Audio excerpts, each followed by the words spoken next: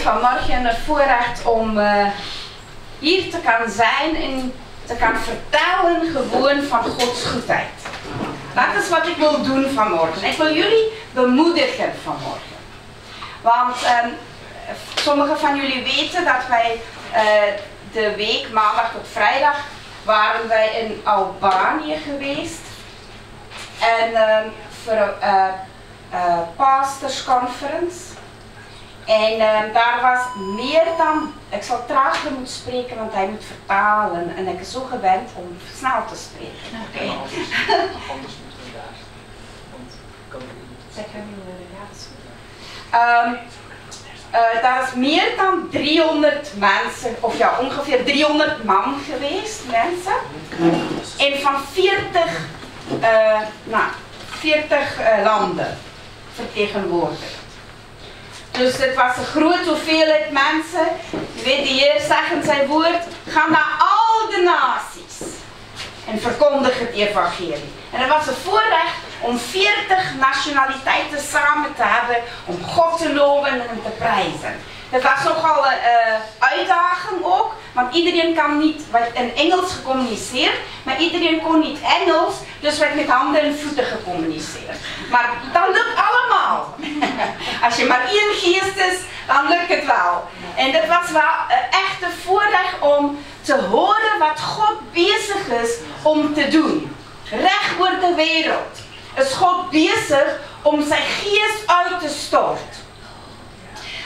Ik wil 2 getuigenissen even met jullie delen wat mij zo geraakt heeft. En de een was van Irak. De voorganger daar vertelde ons, daar was een jonge vrouw en zij was in een accident betrokken geweest. En haar benen was vergruisd. En zij heeft voor 6 maanden een enorme pijn in haar bed gelegen. En de dokters kon niets meer voor haar doen. En zij was op het punt om zelfmoord te plegen. Zij zag het niet meer zitten. En één avond in haar kamer kwam een man binnen gestapt. En hij komt tot bij haar en hij legt zijn hand op haar hoofd en hij zegt, ik ben. En hij vertrekt. En zij begint te roepen en te roepen. Want ja, in Irak, onthoud, voor een vrouw, dus ja, een man wat zomaar naar haar kamer komt en ze begint te roepen, maar ja, deze man, die vreemde man wat in mijn kamer is. En haar moeder komt naar haar toe en allebei begint te zoeken, die hele huis vol, waar is die man wat in mijn kamer was? En plots beseft zij, ik ben met mijn moeder mee aan het wandelen in huis. Ik ben volmaakt genezen. Dus zij was op zoek naar ik ben. Waar is ik ben? En zij komt niet eens achter, maar ik ben helemaal genezen. Ik kan wandelen, ik kan rennen, ik kan alles doen. En zij de kerk gaan zoeken en gaan zoeken wie is ik ben. En God heeft haar volmaakt genezen en zij is op bekering gekomen en hij dient de Heer van harte. Het is in Irak, nu. Mensen, God leeft, wat juist Pasen gevierd. Wat juist gevierd. Jezus is gestorven. En hij is opgestaan. Hij leeft vandaag. Hij leeft nu. Nog een getuigenis van Israël. Wij weten hoe het nu daaraan toe is. De oorlog en alles wat gebeurd is. En in die tijd wat ja, de terroristen of die mensen de huizen binnenviel, was daar één christengezin. Die had zelf naar de safe room in hun huis daar opgesloten, of ja, naar daar gegaan, omdat er zag de terroristen komen met de geweren. En hij ging naar die kamer en hij begint te bidden. En hij bidt voor bescherming en hij pleit het bloed van Jezus over hen. En hij zag daar in de kamer, hij had een camera, en hij zag hoe de terroristen de hele huis rond bewegen. En die kwam iedere keer tot aan de deur van deze safe room. En dan keerde die om en die vertrekt weer. En dan gaan die weer overal voor 2 uren lang. Hoeveel keer was er voor dat deur en dan keren we weer om. En dat is de gewone deur met de handvat aan de buitenkant. En na 2 uren was ze vertrokken. En we beseffen, maar God heeft hun ogen verblind. dat hulle nie daar binnenkom nie. En God het hulle bewaard en beskerm. Wat 'n magtige God dienen wij. En ik wil dit delen vanmorgen, want geen situatie is vanmorgen onmogelijk voor God, want hij leeft. Amen. En wij kan hem enige iets vragen vanmorgen. Hij kan het doen voor jou, want hij leeft. En er is kracht in zijn naam. Wij hebben het lied gezongen, Yeshua. Weet u wat betekent Yeshua? Weet iemand dat? Redder, verlosser. Zo iedere keer als je die naam Yeshua uitspreekt, zeg je eigenlijk redder, verlosser. Daar is kracht in Jezus' naam. En jij kan zijn naam maar aanroepen, hij hoort. Dus ik wil vanmorgen met jou spreken, wees gereed. Voor verschillende dingen ga ik daarover iets zeggen. Maar wij ook bij die conferentie, ik wil nog noemen, want ik wil jullie bemoedigen, want ik weet hier in België, misschien in die grotere gemeentes, ik weet het niet, maar soms hier, als wij nou ons groepje vat, denken wij maar, ja Heer, al die dingen wat wij zo horen is allemaal goed en wel en fantastisch en mooi, maar wij willen het ook hebben en wij willen het ook zien. Maar ik wil u zeggen dat God is bezig om te werken, overal. Ook in België. Al ziet wij het nu nog niet in ons nauwe kring misschien, zoals wat wij dit willen. Maar maak je gereed, want het komt. Amen? Amen. Want God wil, hij heeft gezegd, in de laatste dagen zal ik mijn geest uitstorten op alle vlees. Amen. Bent u vlees?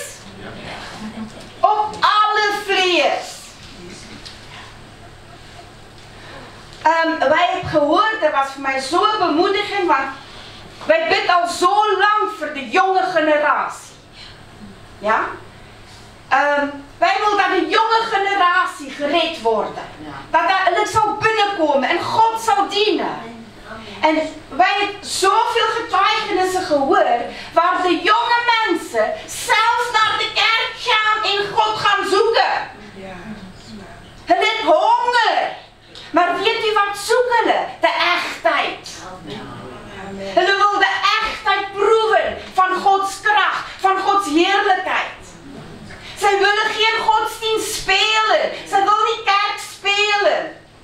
Zij wil de echtheid.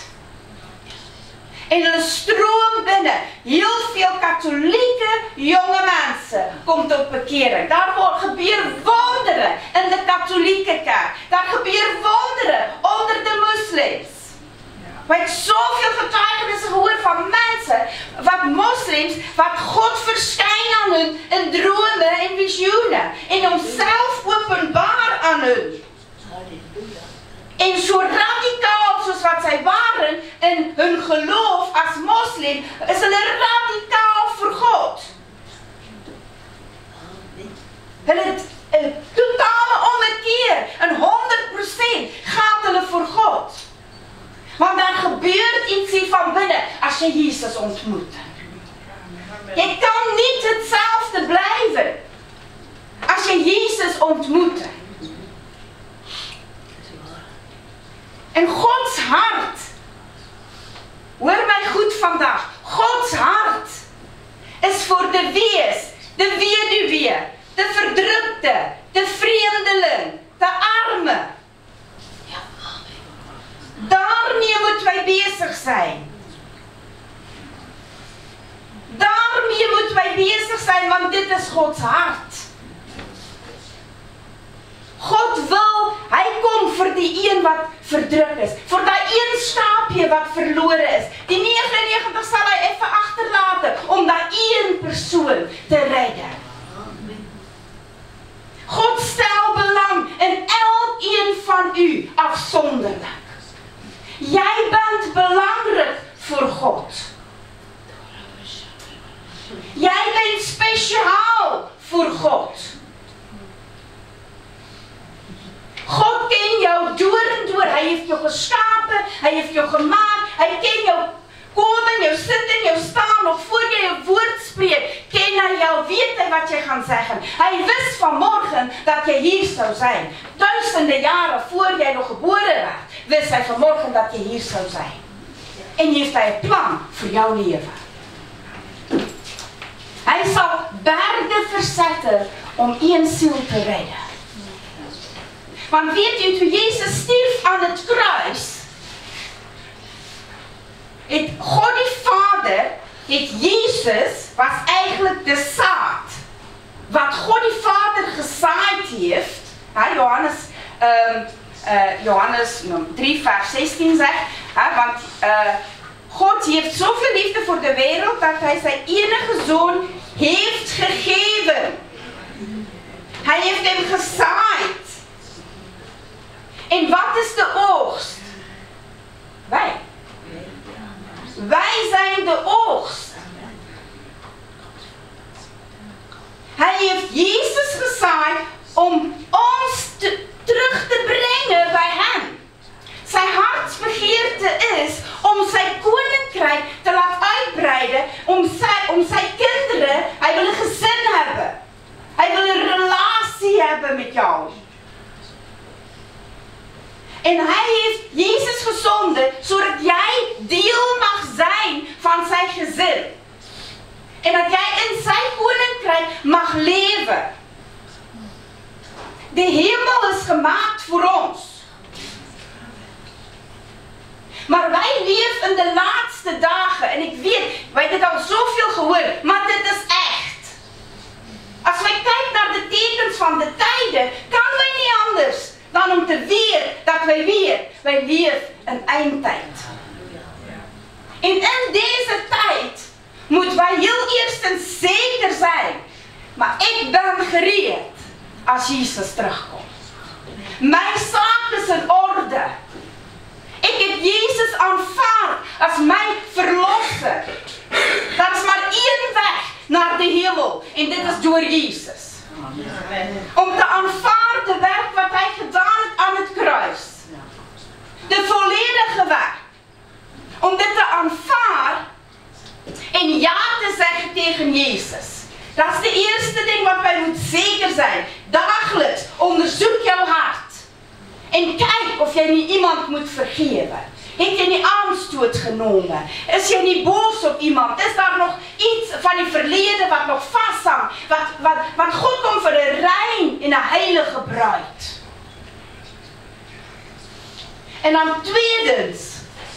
Wij willen toch niet lege handen naar boven gaan. Hè? Dit is voor ons nu. Wat wij zielen moeten winnen.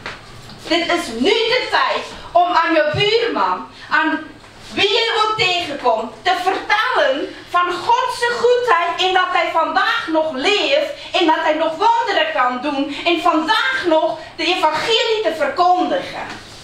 Dit is nu de tijd om mensen binnen te brengen. En niet meer te slapen en te denken, dit is voor een evangelist, dit is voor die een bedoeld. Nee, dat is een opdracht wat God aan iedereen van ons gaf. Ga dan hier en verkondig, gaan getuig. Iedereen kan getuigen. We hebben in september een heel grote evangelisatieactie hier in België. Onze gemeente is betrokken daarbij, jullie zullen nog daarvan horen. Maar ik vraag u van vandaag al. Elkeen van u kent meer dan één persoon wat niet gered is. Ja? Iedereen kent één iemand, tenminste, wat niet gered is. En ik vraag u, bid voor die. Begin nu al te bidden. Dat God de persoon zijn hart zal voorbereiden. En honger maken. En dan als het komt in september, dan nodig jij die uit. En je gaat met die mee, je stuurt niet die alleen. Je gaat met die mee naar de evangelisatieactie in Brussel. Daar wordt bussen geregeld en van alles. En wij gaan met auto's rijden. Maakt niet uit, dat wordt nog geregeld. Maar doe dit nu. Bereid nu voor. Want wij willen een zielenoogst in België. Niet ergens hier. Maar dit kost elkeen van ons om sy deel te doen. Hoe gaan die siele binnenkomen? Door jullie. Door elkeen van ons. Elkeen van ons kan één persoon zeggen, allee, kom in. Maar nu al bidden. Nu al bidden. Want wij willen allemaal praten van opwekking. Wij willen graag dat daar zielen binnenkomen, dat daar groei komen. Maar als wij niks gaan doen, dan gaat het niet uit de lucht vallen. Wij moeten uitgaan en gaan uitnodigen. Ja, praat ook eens vooruit. Wij verwachten, of wij willen al zo lang, dat God zijn geest gaat uitstorten. En ik weet niet hoe u daarover denkt, of wat is uw verwachtingen daar rondom. Misschien is het dat jij denkt van, ja, elke zondag als we hier samenkomen, gaan hier iets gebeuren. Gaan God beginnen werken.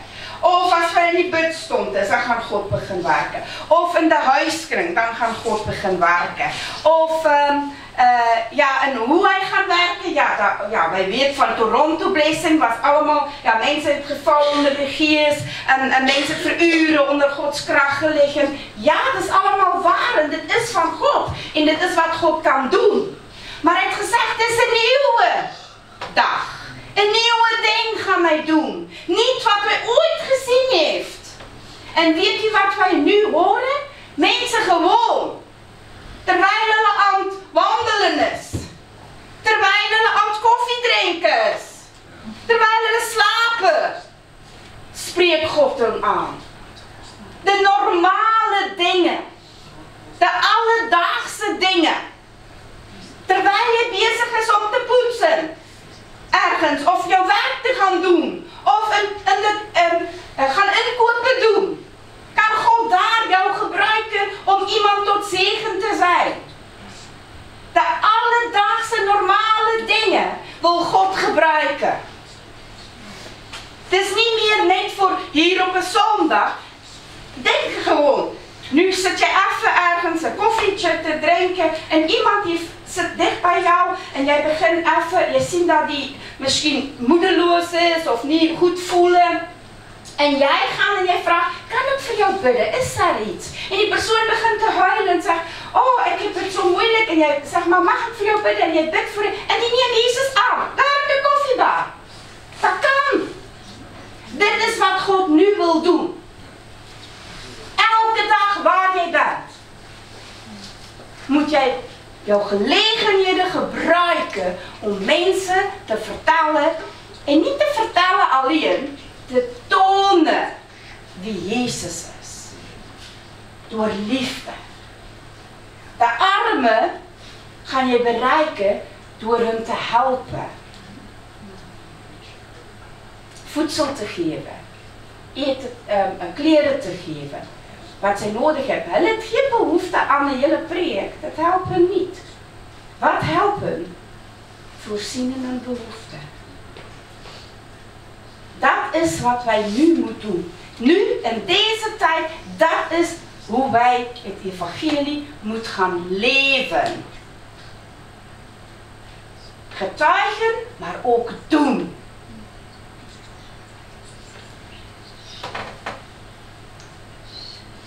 Daar is een paar tekens. Wij zijn gewend in het verleden om vissers van mensen te zijn, maar met een vishengel. Die kan maar één vis op een keer trekken. Nu is de tijd voor visnetten te gebruiken. Als daar een grote oogst wil binnenkomen, moeten wij bereid zijn om die netten uit te gooien. Maar een net heeft meer dan één persoon nodig. Een net heeft een span nodig. Dat net is te zwaar voor één persoon. Daarom moedig ik jullie vandaag aan. Wanneer wij september die oogst gaan inzamelen, onder andere, dat gaat niet net voor dan alleen, maar dat wij een net zal hebben. We hebben elke een nodig om die net binnen te brengen, die vissen binnen te brengen. In Gods koninkrijk. Maar het is een samenwerken. We hebben elkaar nodig. Anders kan wij dit niet aan. Daarom vraag ik, bent u gereed? Als wij een grote oogst benauwen. Kijk, binnenkort is het Pinksteren. Op 1 dag was hoeveel? 3000 op bekering gekomen? Mensen, 3000. 1 dag. Wat gaan wij doen als hier 100 binnenkomt in 1 dag? Zijn wij gereed om die 100 of die 50 op te vangen? Wij moeten gereed zijn. Het gaat niet over de plaats. Het gaat over ons. Gaan wij hun de voeding kan geven, de leiding kan geven, kan helpen, daar kan zijn. Wij moeten gereed zijn. Wij willen allemaal de oogst. Wij willen allemaal opwekking. Wij willen allemaal al die dingen. Maar wij moeten gereed zijn. Anders gaan we niet scheuren en wij verliezen alles.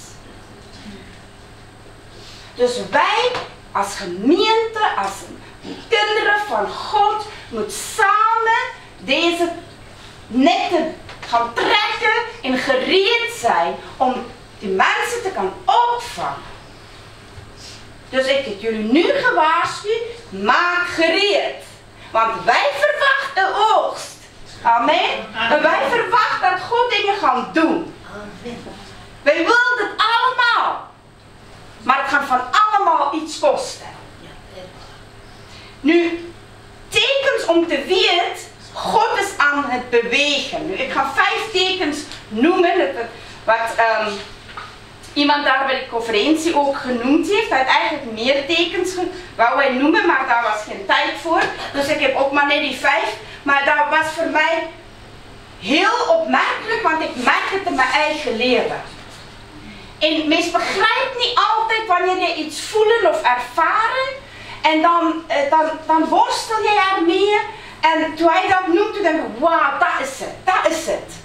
En dat geeft hoop, dat geeft moed.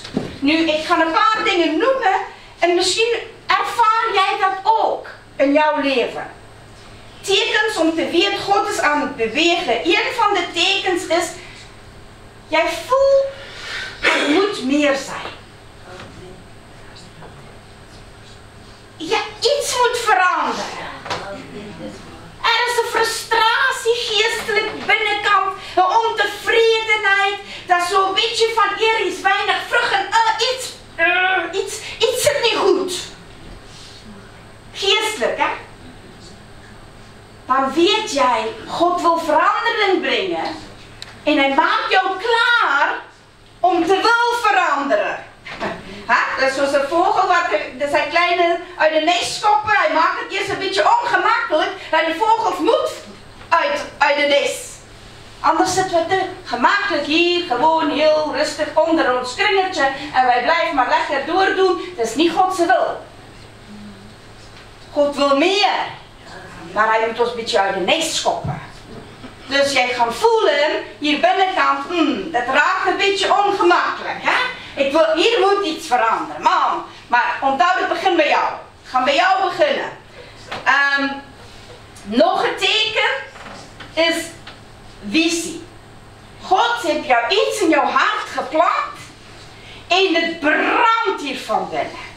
En dat geeft jou passie, dat geeft jou vuur. Jij wil gewoon, ik moet het gaan doen en ik ervaar het wordt sterker en krachtiger en het wordt groter maar ja, dus, je zit vast eigenlijk een beetje, maar je ervaart de energie en de passie binnen jou en het wordt al hoe meer groter en levendiger en het wordt ja, je weet gewoon, dit is wat God wil, wat jij gaat doen. Derde punt. Dingen beginnen gebeuren wanneer jij bidt. 'n wonder gebeur of iemand, jy leg gewoon jou hand op iemand en die demone die word bevry en jy bid vir iemand en daar vind genesing plaas en ja, daar so ja, dinge begin gewoon te gebeur en daar is vrymaking selfs in jou eie lewe van dinge wat jare kom. En ineens besef jy, nee, dit kan nie meer. En jy bring dit by God en God maak vry. En God set vry. En daar gebeur dinge van so vrees en skaamte en skuld en veroordeling word vernietig. Dinge begin, ja, vry te kom. En God begin wondere deur jou heen te doen en in jou. De vierde, minder plezant, stilte. God is stil. Hy sê niks. Heel frustrerend vir 'n Christen. Maar omarm het. Want in die stilte is waar God jou voorberei vir wat kom. In dat stilte is waar hy jou vormt en jou klaarmaak vir die volgende stap. Onthou, stilte beteken nie afwesigheid van God. Uitstel beteken nie weigering. God heeft de perfecte tijd voor alles.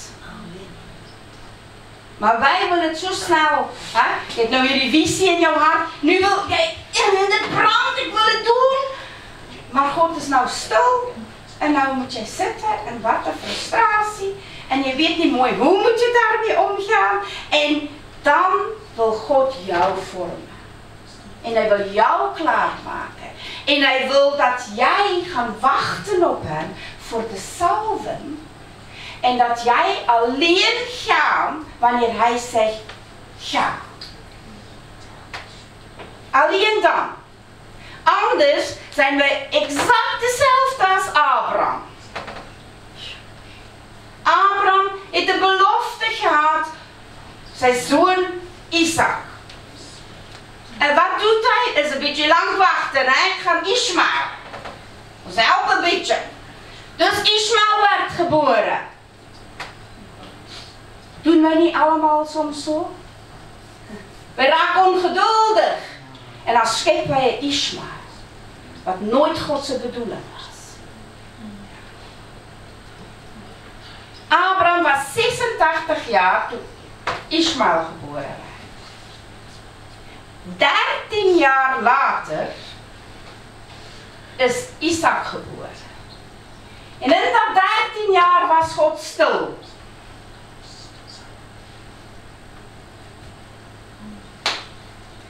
Omarm de stilte en laat God doen met jou wat hij nodig heeft. Want hij vormt jou. Hij wil jou klaarmaken voor dit wat komt, want hij heeft groot plannen. Maar als wij niet gereed zijn, kan wij dit niet aan wanneer dit gebeurt.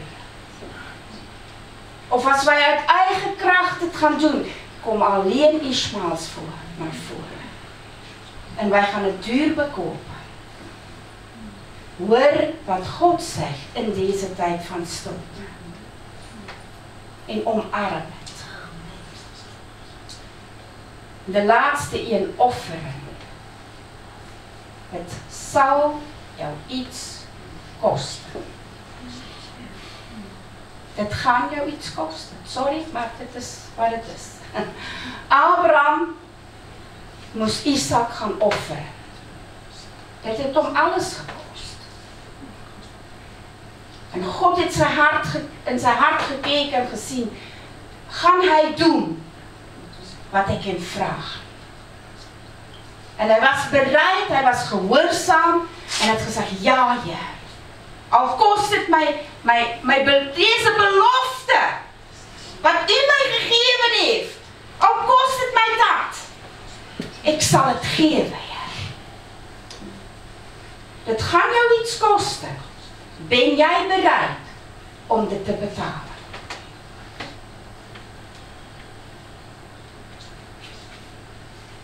God zoekt gehoorzaamheid. Hij wil dat wij hem gehoorzamen boven alles. Boven enig iets anders. Dat wij hem alleen gehoorzamen. Maar u weet, als wij al deze punten kijken, daar is hoop. Want dit is alles met het doel en een plan. Want God wil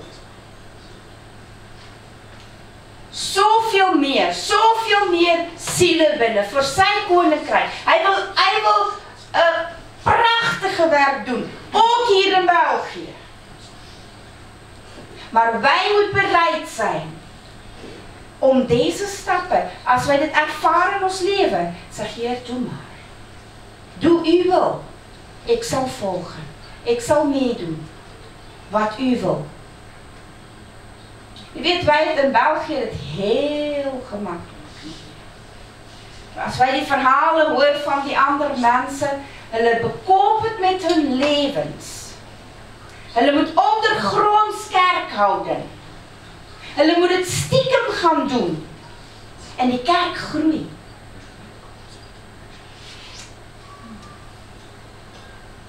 Wij hebben het gemakkelijk.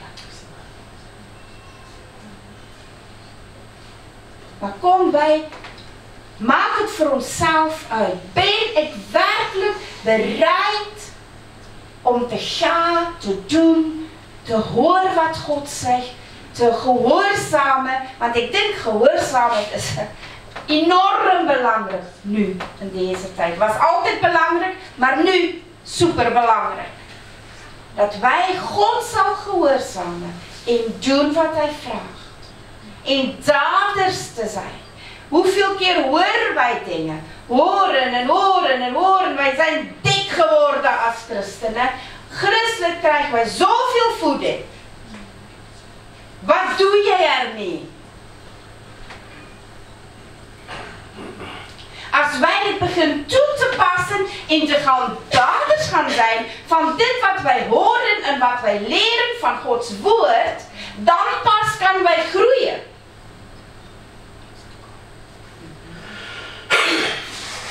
Dus laten wij daders zijn.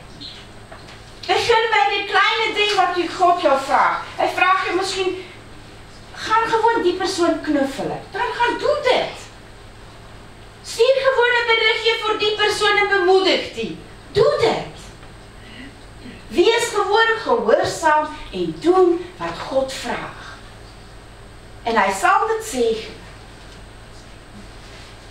Dus wees gereed. Voor uzelf, maar ook om de oogst in te zamelen. Wees gereed wanneer de oogst binnenkomen. Wees gereed daar waar je misschien in de kruidenierswinkel staat om inkopen te doen. En je voelt misschien niet zo wauw vandaag. En je mond hangt daar. En iemand langs jou staat met de behoefte. Maar je ziet dat niet eens, want je bent zo bezig met je eigen miserie. Dat is niet wat God wil. Wij moeten leren om onze omstandigheden en onze dingen achter ons te laten, los te laten. En als christen toelaat dat God binnenin jou zal opstaan. Wij voelen ook niet elke dag, wauw, fantastisch. En het gaat niet om ons gevoel, het gaat ook niet om ons. Het gaat om hem. En in deze tijd is het alleen wat telt. Het gaat om God. Om zijn koninkrijk, om zijn heerlijkheid, om zijn naam. En hij woont in ons. Wat zien de mensen als ze naar jou kijken? Zien ze God of zien ze die vlees? Dus wij moeten leren om meer uit de geest te gaan leven. Meer dat God's heerlijkheid door ons heen zal tonen naar de buitenwereld toe. 'n glimlach. Wees vriendelik. Groet elkaar. Geef 'n hug. Ek het nou 'n ander dag was 'n vrou wat voor my stond en ja, ek weet dit nie, ek vond dit gewoon nie. Sy het bedruk, 'n knuffel nodig. Ek het haar gewoon so 'n knuffel gegee. Dankie. Sy wist nie wat mooi moes sy doen met dit. Maar ja, dus soms kan wij gewoon ja, daar zijn voor dat persoon. Misschien is dat al wat die persoon nodig had. Wees bereid om in actie te komen en te tonen wie Jezus is. Mensen moeten weten wie Jezus is. En hoe gaan we het weten? Alleen door ons. God heeft 2 opdrachten gegeven. Heb God die Vader lief en heb elkaar lief. En de andere een was, ga dan heen en maak discipels. Leren en dopen in de naam van de Vader, de Zoon en de Heilige Geest. Dus een opdracht voor iedereen van ons. Om elkaar lief te hebben, om God lief te hebben en om uit te gaan en te vertellen. Elkeen van ons heeft een verhaal. Elkeen van ons heeft een getuigenis wat jij kan delen. Dus beginnen te delen. En wij kijken uit met verwachten. Onthoud de tekst, de belofte wat God ons gegeven heeft voor het begin van het jaar. Het staat op de bord. De winter is voorbij. Het is tijd voor de bloemetjes om te komen. Hè? En wij roepen de bloemetjes uit. Hè? De blomtijd. Dat is tijd voor de bloemen. En als jij dit niet ziet, roep het in. En geloof. Bid ervoor. Zeg, Heer, wij zoeken de bloemetjes. Dat er vrucht zal zijn. Dat er vrucht komt. Amen? Amen. Oké, wij gaan bidden. Hemelse Vader. Wij danken u voor uw goedheid, voor uw genade. Heer, dank u dat u door uw geest ons wakker maakt, Vader. Dat wij gehoorzaam zal zijn aan wat u wil. Heer, dat wij niet moedeloos zal worden. Maar dat wij zal vasthouden aan uw belofte. En dat wij zal staande blijven, Vader. En dat wij zal uitgaan wanneer u zegt, hier, spreek hier, vertel hier. Heer, dat wij het zal doen. Dank u, Vader, dat u ons gereed maakt voor de grote oogst wat binnenkomt. Heer, dat wij bereid zal zijn om mee te werken met u. En dat u ons gereed maakt op Vader en ons eigen harten. Dat wij onszelf dagelijks zal onderzoeken. Heer, en kijken, is daar bij mij een weg van smart? Is daar bij mij een weg wat niet klopt met uw weg? Heer, dat wij dit kan corrigeren. Dat wij het direct kan in orde maken. En in lijn komen met wat u wil is. En dank u, Vader, dat wij voor elkaar kan bidden. En dat wij netten kan vormen, Vader, en samenwerken om uw koninkrijk uit te breiden. Want Heer, dit is wat voor u taal. Mensen is kostbaar voor u. Heer, u bent gekomen voor ons. Voor mensen. Heer, u bent gekomen voor elkeen van ons. En voor mensen daarbuiten, voor een verloren gaande wereld. U is gekomen voor ons, Vader. Heer, en help ons om ons harten open te maken voor u en u binnen te laten. Heer, u zegt wanneer wij al roepen, als wij uw naam aanroepen, zal wij gered worden. Heer, toen u gekruisigd was, Jezus, toen was de man samen met u aan de kruis, wat een van de zondaren, Heer, hij heeft alleen gezegd, denk aan mij. En u heeft hem gered. Vader, Jezus heeft u herkend als een verlosser. En ik dank u, Vader, al roepen wij alleen, Jezus. Dan kan u ons redden. Heer, u redt ons uit al ons benauwdheden. En ik dank u, Vader, dat u ons lief heeft, dat u vanmorgen elke hart kent. En dat u vanmorgen ook, Heer, bemoedigt en versterkt waar nodig is. In Jezus' naam. Amen.